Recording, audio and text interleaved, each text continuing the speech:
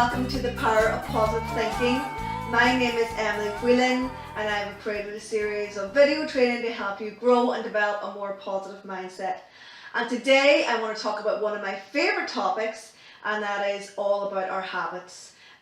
So we're going to look at 5 habits of highly successful people and what they are. So habit number 1 is they have a morning routine. So they wake up, they have a purpose. In the morning they might do some journaling, or they might do a little bit of meditation or a little bit of yoga or something like that there, so they have a good start to their day. The second one is they have a healthy lifestyle. They eat healthily, they make sure that they get enough exercise, they also make sure that they get enough rest. Number 3 is they have goals. You know, they have goals throughout the year that they work towards. And which brings me to number 4 is they take action. They take consistent action each and every day so that they strive to reach and achieve all of those goals. And the last one is persistence. You know, they know that it takes persistence. They know that it's not going to happen overnight, and they have to keep moving forward. They have to keep taking action so that they can become the person that they want to be. And I have read, loads of books on people that have achieved great success. It's a passion of mine, it's a hobby of mine, but it's so much more than just picking up a book and maybe highlighting a few paragraphs. You really need to start implementing these changes within your own life. And I've really understood my own habits and my own values, and it's really helped me move forward in my life. So I want to share just a few of my own personal examples and maybe 4 habits that I have adapted that have really changed my life for the better. So habit number 1 is I plan my week in advance. And I love to do this every Sunday morning. I sit down in a quiet space. I actually call it my Super Soul Sunday. I look forward to it every week. That I was actually inspired by Oprah Winfrey's TV show, if you've ever seen it. But I love to do this. It's become a huge part of my life. I sit down, no distractions. It's lovely and quiet on a Sunday morning. I bring out my notebook. I empty my thoughts. I think about the week ahead. I think about all my goals. Am I on track? And what I normally do is I have all these books, and I basically just empty my thoughts, just pour my thoughts of what I need to do onto a sheet of paper, and then what I do is I write the day I'm going to complete the task beside each task. So say for example here, on Monday I'm going to do such and such, on Tuesday I'm going to do all of these tasks, on Saturday I'm going to do this, on Friday I'm going to do that there. So it's basically just writing the days of the week beside the days I'm going to do the tasks. So the benefits are really, really invaluable to me in relation to just sitting down for an hour every Sunday and planning my week. I'm less stressed, I get more done, I feel more organised, it boosts my confidence, I have an amazing sense of achievement, by just scratching off and ticking off that to-do list each and every day and getting things done. And I always achieve my goals, and very often I set out and achieve a lot more than I expected that I would achieve. So there's so many benefits from just 1 hour planning your week. The second habit is digital detoxing, and that's literally just plugging out from social media for a couple of hours every day, because I find that if I don't, I'm constantly switched on. I'm quite a driven person anyway, and I juggle a lot of balls, and I'm in my head a lot of the time, and sometimes it can be hard to switch off. And when I'm sitting down in the evening time, for example, and I want to relax, I want to unwind, I'm getting ready for bedtime. So when your phone is constantly pinging and bleeping and lights flashing, it's very, very distracting, and it's very, very difficult for me not to pick up the phone and read that message, or look at that blog, or read that email, or see what's happening on Facebook. But it doesn't allow me to switch off. So I turn my mobile data off every evening, or you could put it on airplane mode, and it allows me that downtime that I need. And also in the morning time when I wake up, like the mobile data is off all night. I wake up in the morning and I look at my to-do list first. I have my morning routine. I do my meditation or my exercise, I plan my schedule for the day, and after that, that's when I turn on my mobile data, and then I can answer emails or whatever needs to be done during the day. The benefits of that are really worthwhile as well, because I feel less stressed. I'm not living in a land of reaction all of the time, and I don't feel that I have to constantly get back to people, that sense of urgency, or I must reply to this email straight away, or I must reply to that WhatsApp message or that Viber message, or whatever it is. Because if you're constantly switched on, it's releasing stress hormones into your body and into your bloodstream, and it's not very good for your mind and your body, and you will find it more difficult to unwind and relax, and by just simply switching off your mobile data and just trying to be more conscious of relaxing and unwinding in the evening time, maybe doing a few breathing exercises or something like that there, can be really, really beneficial. So habit number 3 that has really, really contributed to my life is exercise. Okay, so I think we all know the benefits now of exercising. There's so many people out there on the roads, out jogging, out walking their dogs, cycling, and it's absolutely fantastic to see, because not only is it good for you physically, it's also good for you mentally and emotionally as well.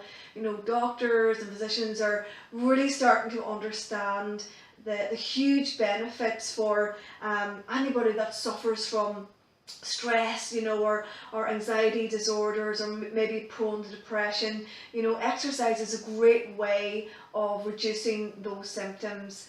So some of the exercises I do on a very regular basis is, I took up running years ago, and I'm so glad that I did. I love to get out for a jog.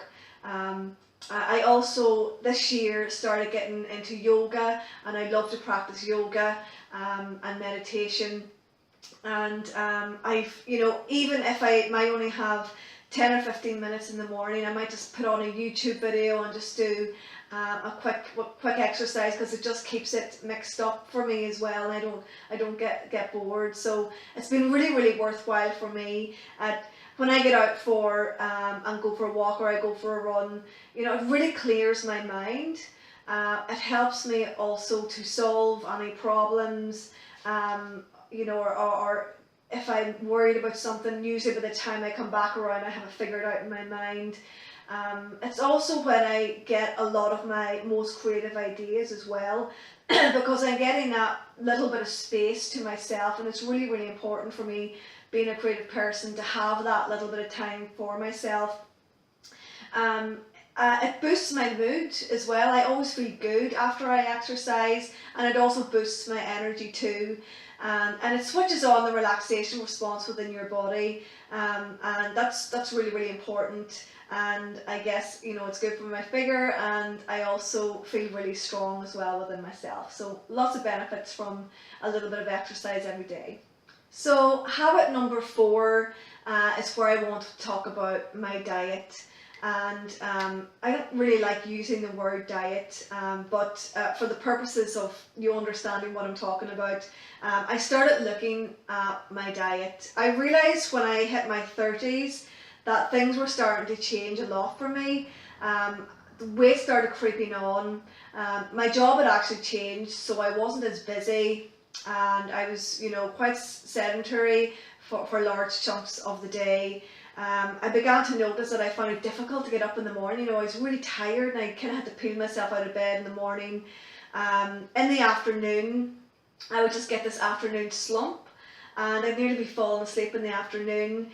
My energy levels were just starting to slowly get worse, over time, and even it started to really affect my work, especially when I was out, playing music in the evening times. I really struggled during those gigs, and I found, I didn't have the energy for them. So I knew that something was wrong, within me, and I decided that, I was going to have a look at my diet and see were any of these foods affecting my energy levels. So what I did was I got a food diary. Basically, I just got a book, and I started writing down every single day everything that I put into my mouth and everything that I drank. And also I would record how I felt after eating or drinking, whatever it is I was consuming. So, 3 months of this, I had to be really persistent with this. It was quite an effort for me to do, but it was just so worthwhile. I started to recognise how food was starting to affect my mood and how it was starting to affect my energy levels. And it was just a few certain different types of foods that just didn't agree with me, especially processed foods and foods that were high in sugar. So I slowly started to eliminate those food groups from my diet, and I found that my energy level started to come back and I started to feel better in myself. And then I started to lose weight as well. So there were so many benefits of taking the time to really just look at my diet, figure out where I was going wrong, and now I have so much more energy. And I feel so much better within myself, and I'm so much more confident, and it's really been so beneficial to my life. So those were just 4 habits that we talked about there, that really helped me become more successful and much more happier in my life. But now I'm going to turn my attention to you, and I have 4 action steps that I want you to do now, so that you can start thinking about your own habits and maybe changing some of those habits so that they're going to contribute more positively to your life. So step 1, I want you to just jot down on a piece of paper all of your habits. Think about what they might be. For example, do you constantly sleep in every morning? Maybe you go to bed late every night. Maybe you are eating too many sugary foods, processed foods. Maybe you're constantly rushing around, stressing out, maybe worrying. Maybe you don't pay your bills on time and you leave everything for the last minute. You're constantly feel disorganized, and maybe you have great intentions, and you set out to do on a Monday, at the start of the week, you set out to start that healthy lifestyle, start that exercise regime, and yet every week comes around and you have all of these excuses and stories that are stopping you from starting those new habits. So if that sounds familiar, I just want you to think about that, and be really, really honest with yourself. The next step is just to write that all down, to empty your thoughts onto a piece of paper, and really start to identify those habits that really are not serving you any longer. Step number 3, I want you to think about your excuses. What are the stories that you're telling yourself? What are the excuses? Are you saying, I don't have enough time, or it's going to take too much effort, or I don't know how to do it, or I don't know where to start, or maybe you're spending too much time watching TV, or maybe scrolling on social media and things like that there. So just be really, really honest with yourself and start writing down some of those ideas as well. Step number 4, I want you to do a write a stop doing list. Once you've identified all of those habits that are no longer contributing to your life, just write down a stop doing list of all of those habits that no longer serve you and your goals. Once you've written out your stop doing list, I want you to stick it somewhere you're going to see it every single day to remind you of the habits that you're looking to change. So that might be on your fridge, it could be on your bedside locker, it might be on your bathroom mirror, for example. And remember, it does take time to change our habits. Some researchers say it takes 21 days, others say it takes 30 days, a month, 2 months. Everybody's saying different things, but I don't think there's really one size that fits all. I think everybody is individual and everybody learns at different paces, and it's going to take you as long as it takes to change some of those habits. And one of the biggest temptations on this journey is going to be the temptation to quit. And that's where learning the art of persistence really comes in to play.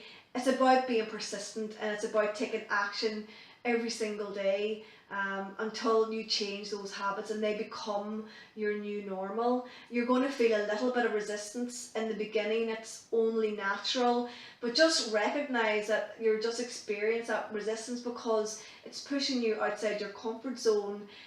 It's not what you're normally used to, but be persistent and stick with it, and you will get the results over time. Remember that you can only lose by not taking action, and it's the small, simple steps each and every day that are going to lead to the big results in your life. Something to think about is, imagine you are the best in the world at what you were doing. How would you be living your life? Would you be sleeping in the morning? Would you be skipping your exercise? Would you be eating unhealthily? I don't think so. You would be on your A game, you'd be on top of your game. So think about that question as well. And that's it for today. Thank you so much for tuning in. Please share this video if you found it interesting, or tag a friend. Subscribe to my YouTube channel, and also don't forget to sign up to my newsletter, and you can go to emilywhelancoaching.com. Thanks so much. I'll see you next week. That's good night from me.